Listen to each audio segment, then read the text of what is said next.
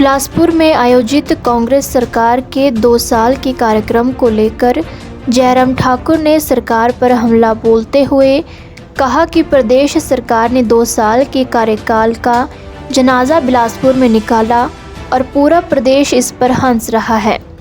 प्रदेश सरकार के कर्मचारियों को वेतन व पेंशन नहीं मिल रही है और आउटसोर्स कर्मचारियों को 4 महीने से वेतन नहीं मिला है, लेकिन सरकार ने 25 करोड़ रुपए जश्न मनाने पर खर्च कर दिए हैं। क्या बोले पूर्व मुख्यमंत्री जयराम ठाकुर, सुने। इस पत्रकार वार्ता में आप सबका स्वागत है। हिमाचल प्रदेश में कांग्रेस पार्टी की सरकार का 2 वर्ष का कार्यकाल पूरा होने पर कल बिलासपुर में सरकार का जश्न आप सब लोगों ने देखा भी और सुना भी। और मैं तो ये कहूंगा कि हिमाचल के इतिहास में ऐसी परिस्थिति शायद पहली बार है कि सरकार का 2 वर्ष का कार्यकाल बीतने के बाद उपलब्धियों के नाम पर एक भी चीज नहीं, लेकिन उसके बावजूद भी जश्न मनाया जा रहा है। एक तरफ हिमाचल प्रदेश घोर आर्थिक संकट के दौर में से गुजर रहा है, जिसका मुख्यमंत्री कभी विधानसभा के अंदर, कभी जनसभा में, कभी अधिकारियों की बैठकों में जिक्र करते रहते हैं। और उसके बाद जब उपलब्धि के नाम पर कुछ नहीं, उसके बावजूद भी लगभग 25 करोड़ रुपए हिमाचल प्रदेश के इस जश्न को मनाने में फूंक दिए जाते हैं।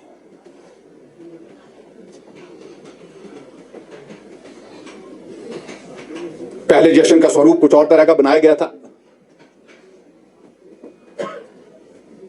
केंद्र से राहुल गांधी को निमंत्रण दिया, उन्होंने मना कर दिया। सोनिया गांधी को निमंत्रण दिया, उन्होंने मना किया। प्रियंका गांधी को निमंत्रण दिया, उन्होंने मना किया। अंत में खड़गे जी को निमंत्रण दिया, उन्होंने मना किया। और सीधी सी बात है कि केंद्र का कांग्रेस पार्टी का नेतृत्व ने यह साफ संदेश दिया कि हिमाचल प्रदेश में 2 साल के कार्यकाल में सरकार चल पाई, इसके सिवाय कोई भी उपलब्धि के नाम पर जिक्र करने लायक बात नहीं है। कि झूठ बोल करके आप सत्ता में आए थे। जो गारंटियों का जिक्र आपने कहा था, कल हम उम्मीद कर रहे थे कि बहुत सारी गारंटी के बारे में बात सुन रहे थे कि ये होगा वो होगा, लेकिन भाषण राजनीतिक हुए। पानी पी पी करके भारतीय जनता पार्टी को कोसा गया। और दुर्भाग्य तो यह है कि भाषण की वहां पर होड़ लगी रही, कौन ज्यादा बोलेगा, और कांग्रेस पार्टी की प्रदेश अध्यक्षा को बोलने से रोका गया। उसकी आपने सारी वीडियो क्लिप्स आपने देखी होगी। और मैं समझता हूं एक महिला नेता के नाते कांग्रेस पार्टी की प्रदेश अध्यक्षा का ही अपमान अगर आप उस सम्मान समारोह यानी कि उस 2 साल के कार्यकाल के जश्न के कार्यक्रम में करते हैं, तो इससे बड़ा दुर्भाग्य और कोई हो नहीं सकता है। वहीं जयराम ठाकुर ने मुकेश अग्निहोत्री पर पलटवार किया है और नैतिकता के आधार पर मुकेश अग्निहोत्री से आज ही इस्तीफा देने की मांग की है। कि एक नेता, खासतौर से जो उप मुख्यमंत्री वहां पर, मुझे लगता कि थोड़ा वो हिल गए। मैं उनके बारे में अब ज्यादा कुछ नहीं कहना चाहता हूं। जब विपक्ष में थे तब भी मैं देखता था, कई बार उनको ऐसा दौरा पड़ता था, रात के 2 बजे भी वो कमरे में रिकॉर्डिंग करके अपने वीडियो जारी करते थे। आप लोगों ने भी सुनी होगी। आपने बहुत कर लिया। उस वक्त भी हमारे खिलाफ जो बोलना था, विपक्ष की भूमिका थी, नारे थे। उस सिलसिले में तो इतना ही कहूंगा, मैं तो 5 वर्ष पर मुख्यमंत्री रह लिया।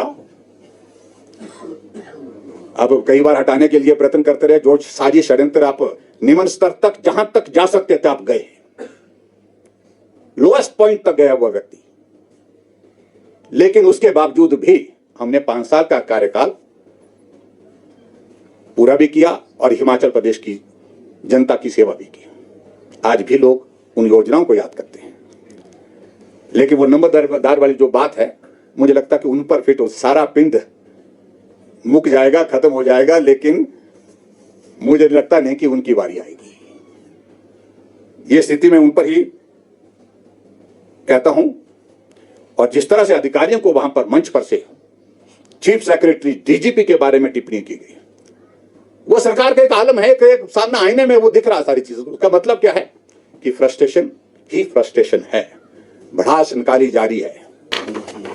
हिमाचल प्रदेश में सड़कों पर उतरे एचआरटीसी पेंशनर्स, सुक्खू सरकार से 850 करोड़ रुपए लंबित राशि का भुगतान की मांग की है, तो पिछली बात है।